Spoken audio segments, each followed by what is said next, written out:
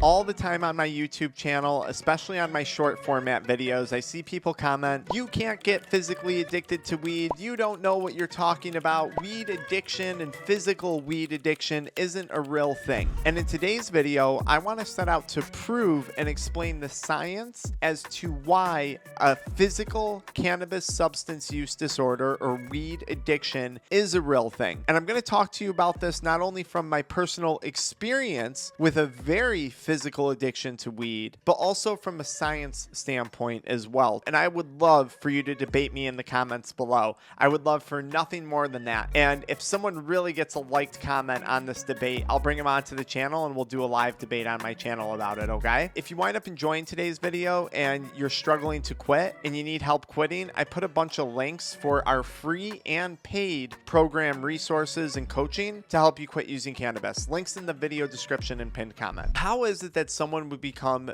physically addicted or physically dependent upon weed? When you consume cannabis, you're consuming active phytocannabinoids. So this is THC, this is CBD, this is CBG, CBN. Phytocannabinoids are the little molecules, the little structures like THC, the active component in the cannabis plant that gets you high, found inside the plant. Now your body actually makes its own endocannabinoids. Endo means from within the body. You have a system in your body called your endocannabinoid system. And at this point today, research is pretty solid on that this endocannabinoid system is like a master regulator for almost every other system in your body. I mean, it impacts everything. It impacts working memory. It impacts sleep. It impacts emotional regulation.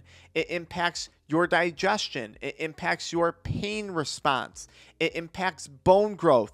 It impacts your heart rate. Now, let's take that a step further. When you consume cannabis regularly, and let's say you never take tolerance breaks or you're consuming super high concentration THC, what's going to happen is your body's going to recognize that those cannabinoids are coming from an outside source. It's going to stop making its own endocannabinoids because your body's been flooded with phytocannabinoids from the cannabis plant. So your body stops making its own endocannabinoids. And now this system is reliant or physically dependent upon that external source of cannabis consumption to keep functioning properly. And trust me, when things go wrong, things can go very, very wrong from a physical point of view with cannabis. Okay, and we're going to talk about that. So this is what sets the stage for a physical dependence, aka addiction to cannabis. And when I say a physical dependence, what I mean is someone can't sleep without smoking weed or consuming cannabis.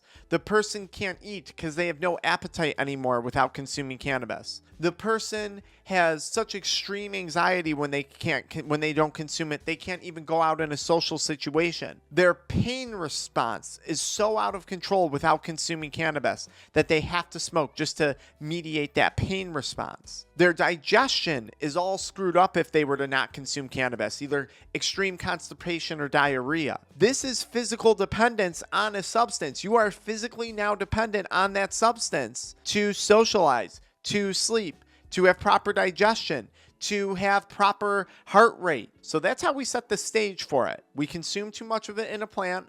Our body shuts down its own production, and you are now physically dependent on it. Think of steroids, like someone who shoots up steroids to build muscle. And a lot of people are going to ask, Dr. Frank, you on steroids. Thank you for the compliment, but I'm not. When you take testosterone from an exogenous source and you take it long enough, your body shuts down its own production of it. And then in the case of steroids, as you get older, then you have to take a prescription or an illegal source of testosterone and inject yourself in order to have testosterone production now because your body stopped making its own. Same kind of idea with cannabis. I think it's pretty accepted as well. And this is the thing that always gets me about the cannabis community. They'll say, you can't get physically addicted. But then I'll be like, okay, why do you use cannabis? And they're like, oh, it helps me with my pain. Oh, it helps me with my stomach issues. Oh, it helps me sleep at night. It helps with the anxiety. And I'm like, wait a minute. So you're saying cannabis is creating physical changes and having an impact on your heart, on your digestive system, on your central nervous system, very physical parts of your body, and you're getting physical benefits, right? And they're like, yeah, that's what I said. And then I'm like, but that doesn't mean that you can't have physical withdrawal when you stop. You can't have a physical dependence when you stop. What are you, nuts? You can't claim that you can get physical benefit without acknowledging that there can be a physical detriment or a physical dependence that develops. It would be impossible to have the two coexist.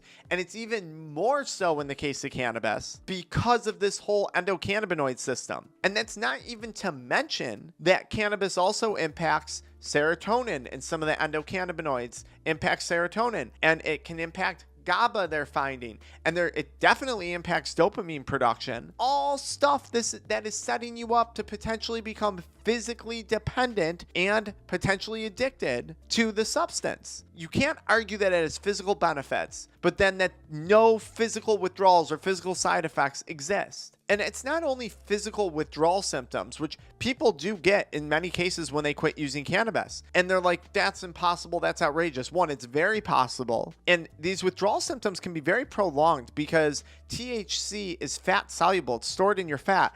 Alcohol withdrawal, nicotine withdrawal, or I should say detox rather, is a very quick process. It's not fat soluble. Cannabis is fat soluble though. So this process of detox and arguably even withdrawal can go on for a long period of time. When you look at people quitting, they'll get heart rate changes, they'll get diarrhea, they'll get constipation, they'll get headaches, they'll get increased muscle pain and muscle tenderness and joint pain. They'll get all of these physical insomnia. They'll get all of these very physical responses when they stop because they were physically addicted to the drug in order for their endocannabinoid system to keep functioning.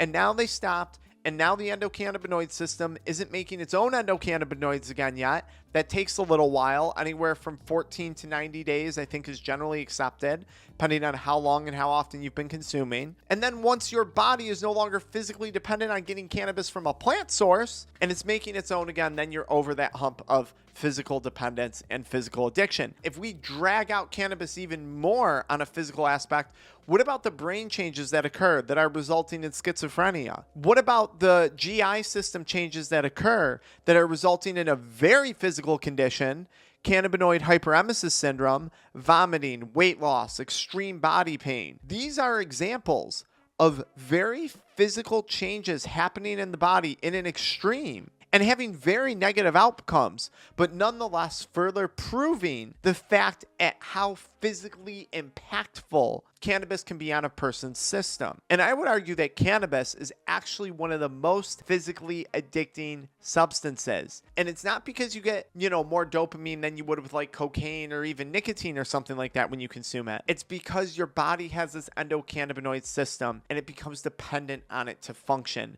because your body downregulates the sensitivity of its own endocannabinoid receptors when you have too much, and it stops the production of its own endocannabinoids. It's a very easy argument for me to make, and I think it's a hard argument to come against. And I don't care what the literature says. I don't care what the Google search panel says. I know when I struggled with cannabis addiction and I stopped, I had very physical consequences to stopping. And granted, that wasn't the only thing I was quitting at the time, but a lot of it was largely related to cannabis. Especially I was using the high concentration dab pens and things like that. And at the time, they were the dank vape cards, so they were the legal ones and like the black market stuff, which made things like even worse.